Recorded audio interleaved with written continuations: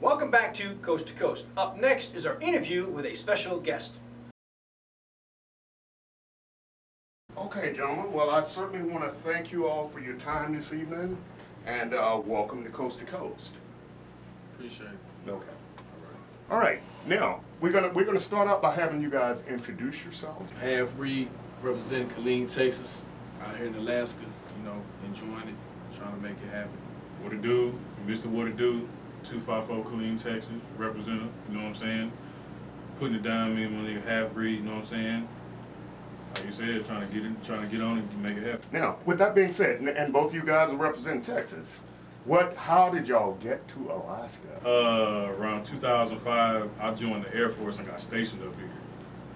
And, you know, I ran my little course with the military or whatever and got out and decided to stay. So, you know, I've been here for about 5 years.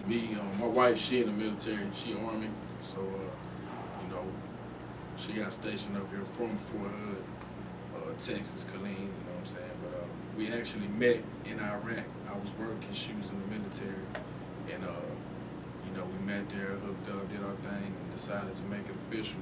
And right when I got ready to leave, she got notice from, you know, the Army that she was getting stationed here in Alaska. So this has been our home for about a year and a half. And, we'll be here for a little while longer.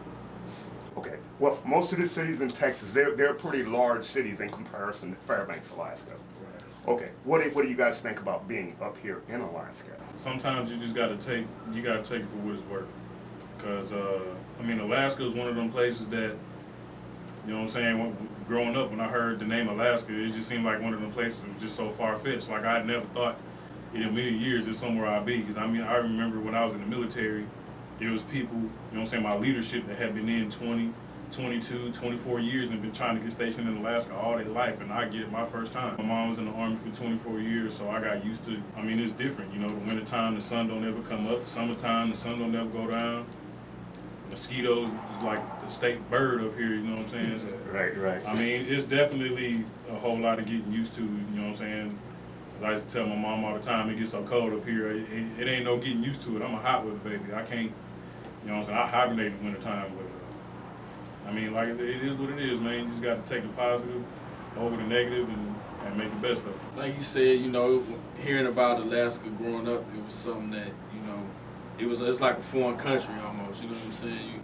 You hear it and you like, man, I want to go there one day and see what it's like, you know what I'm saying? But I grew up with this cat, man, that had lived here for a while. His dad was actually in the military station here, and I met him, and he used to tell me stories about Alaska and stuff, so I was always intrigued by it, you know what I'm saying?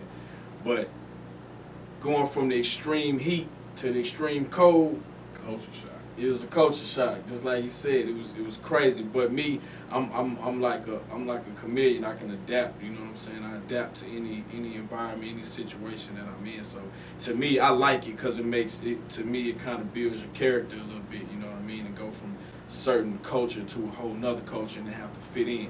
You know what I'm saying? There's a lot of differences. You know, from the states. I call it, you know, the lower 48, of course, to this. But like my man said, you just got to take the positives and let them override the negatives and try to go with it. You know, it's interesting.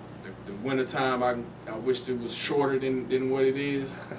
But, you know, the summer definitely makes up for it, man. And I would love anybody that I know, everybody that I know, to at least experience Alaska for the summer, you know what I'm saying? I mean, if you can come for the wintertime, cool, but don't waste your money, you know what I'm saying? Right. Don't waste your money. If you're going to come, you know, I tell all my people, man, come up here in the summertime, we're going to have a blast. Barbecuing 2 o'clock in the morning outside, kids running around. Late at night. You know what I'm saying? It confuses you. You'll wake up 5 in the morning thinking it's 10 o'clock in the morning, you know what I'm saying? But, no, that's cool, man. It's definitely been a good experience for me.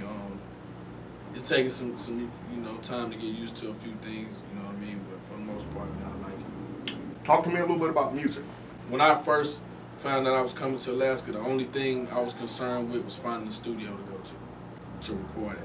You know what I mean? I didn't. I had my own studio back home, but I didn't plan on bringing it here because I didn't know how things would be. But I knew anywhere there's people, there's music.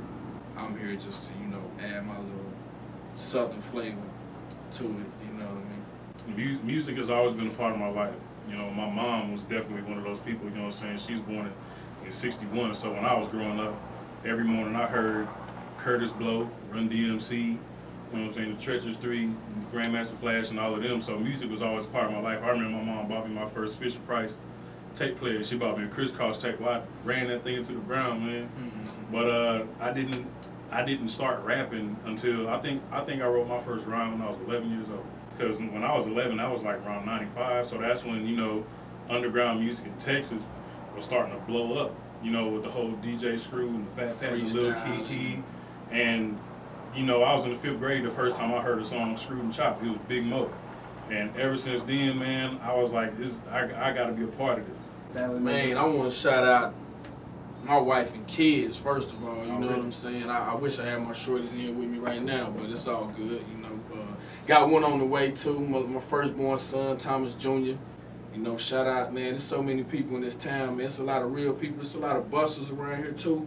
But it's a lot of real people, man, and I respect the real, you know what I'm saying? I respect the people that want other people to shine along with them, you know what I'm saying, and just live life the right way, you know what I'm saying? Shout out to all the righteous people around, man, you know what I mean? Thanks to Eddie, Coast to Coast, Mr. What It Do, you know, all the rock bands that I've heard, man, like the live music is beautiful, man. It don't get no better than that live music. First of all, shout out to the big man to make everything possible, you know what I'm saying? He might not condone what I'm doing down here, but he watching me and he got my back anyway, anyhow.